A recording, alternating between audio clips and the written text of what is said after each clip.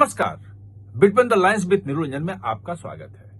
आज हम बात करेंगे कि हिंदू या सनातन धर्म पर जो हमले का एक नया पैटर्न आया है, एक सॉफ्ट पैटर्न है। ये लोग आसानी से नहीं समझेंगे, कहेंगे कि हाँ ये हो रहा है, कोई बात नहीं है।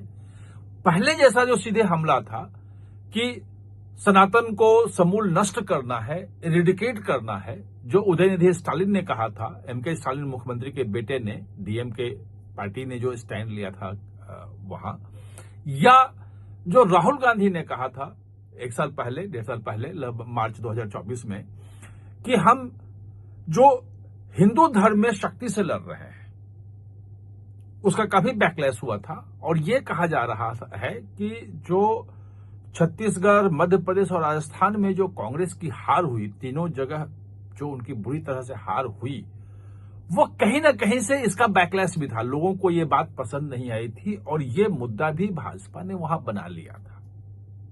ये उसके पीछे है।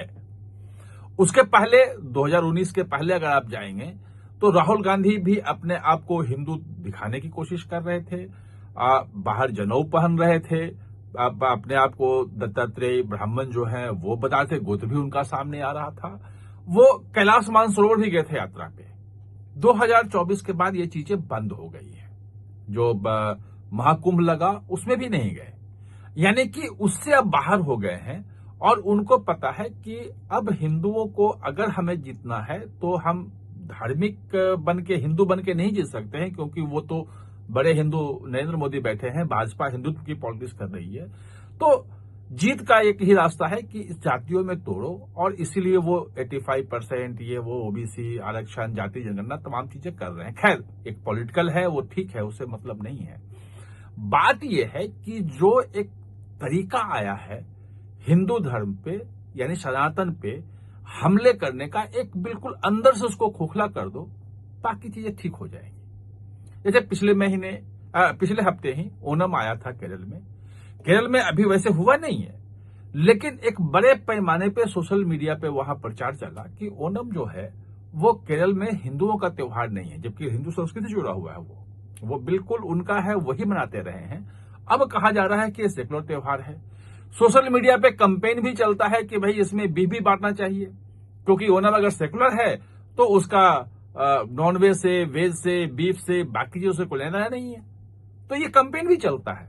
अभी तक कोई बात नहीं आई कि बीफ बांटा गया हो, ये किया गया हो। मैं उसका आरोप, जो नहीं हुआ है, आरोप नहीं लगाऊंगा, लेकिन ये वहां चला है।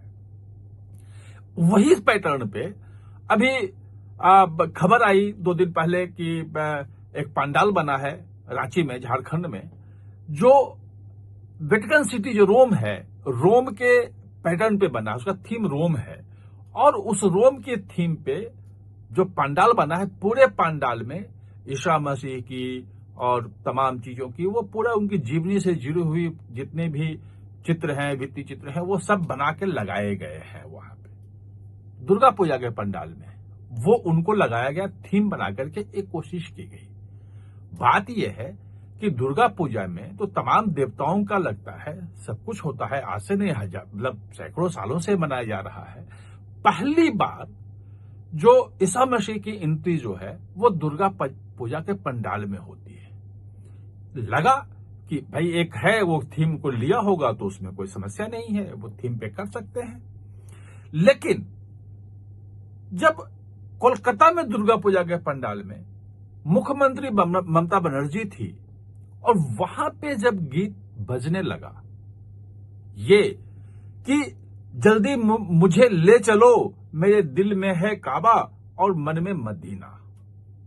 सवाल यह है कि दुर्गा पूजा वहां हो रहा है, मक्का, मदीना, काबा, ये वहां कहां से आ गया?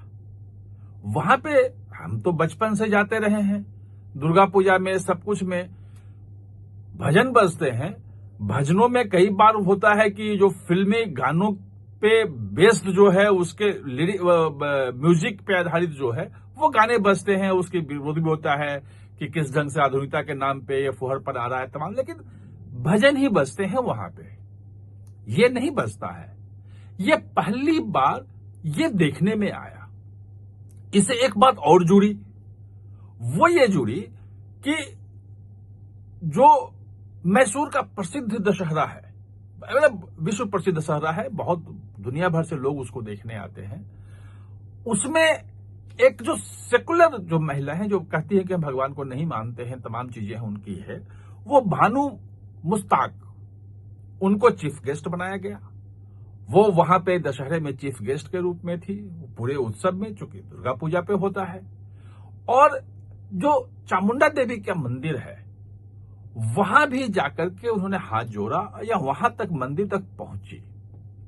अब बात यह है कि ये जो हिंदू धर्म से जुड़े हुए फेस्टिवल हैं, उस फेस्टिवल में इनकी एंट्री केरल, कर्नाटक, रांची, झारखंड और पश्चिम बंगाल, क्या यह संयोग है या एक पैटर्न है?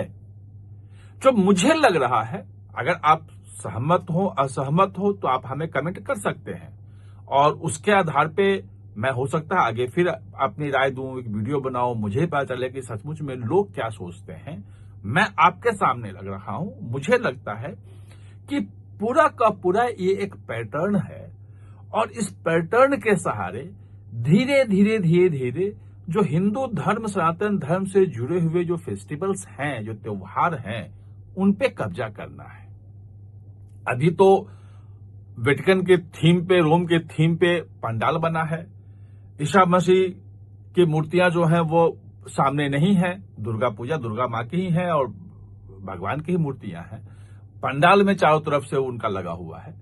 कल ये हो सकता है कि धीरे धीरे वो उनकी जगह मेन जो प्रतिमा रखी होती है वहां पे भी इशू आ जाए। धीरे धीरे वो इशू की मूर्ति बड़ी होने लगे और दुर्गा मां की मूर्ति छोटी होने लगे, और बाद में वो मूर्ति रिप्लेस भी हो सकती है। जो पैटर्न दिखा रहा है, जो समझ में बात आ रही है, वो इसी तरफ जा रही है। क्योंकि हिंदू धर्म पे, सनातन धर्म पे सीधे अगर आप हमला करेंगे तो उसका बैकलेस होता है। हिंदू जो है उसे चिढ़ता है, एकजुट होकर के आपके खिलाफ वोट करता है। तो उसके लिए जरूरी यह है कि इस ढंग से उसको धीरे धीरे खत्म करो कि वहां पे वो विरोध ना हो और लगे कि यह सहज स्वाभाविक हो रहा है, इसमें हमें क्या करना है, इसमें कहीं कोई दिक्कत है नहीं। लग भी यही रहा है, जिस ढंग से हो रही चीजें वो सहज रूप में लोग स्वीकार कर रहे हैं। लेकिन ये सहजता, ये चीजें अपने आप नहीं हो रही है। अगर ये केरल में भी पैटर्न दिख रहा है, हो रहा है, अगर कर्नाटक में भी हो रहा है, अगर झारखंड में भी हो रहा है और कोलकाता में भी हो रहा है, तो ये स्वाभाविक रूप में कहीं किसी का नहीं है। ये इसके पीछे कोई ना कोई पैटर्न है। उसके जानबूझ करके जो हिंदुत्व से, हिंदुओं से, सनातन से जुड़े हुए जो पर्व त्योहार हैं, उस पर्व त्योहार को कैसे कब्जा किया जाए, कैसे उससे हिंदुओं को अलग किया जाए, और उन त्योहारों को पहले सेकुलर बनाना और फिर उसके बाद दूसरी धर्म की तरफ ले जाना। ये एक पूरा पैटर्न जो मुझे समझ में आ रहा है, मैंने चर्चा की। आप अपनी बातें हमें जरूर बताइए कमेंट करके कि आप क्या सोचते हैं। आप हमारे साथ चर्चा में जुड़े, इसके लिए बहुत बहुत धन्यवाद। और हाँ, चैनल को सब्सक्राइब करना ना भूलें, इसका बेल आइकन दबाएं ताकि नया वीडियो कोई भी आए तो उसका नोटिफिकेशन समय पे आपको मिल जाए। और हाँ, चैनल को सब्सक्राइब करना ना भूलें, इसका बेल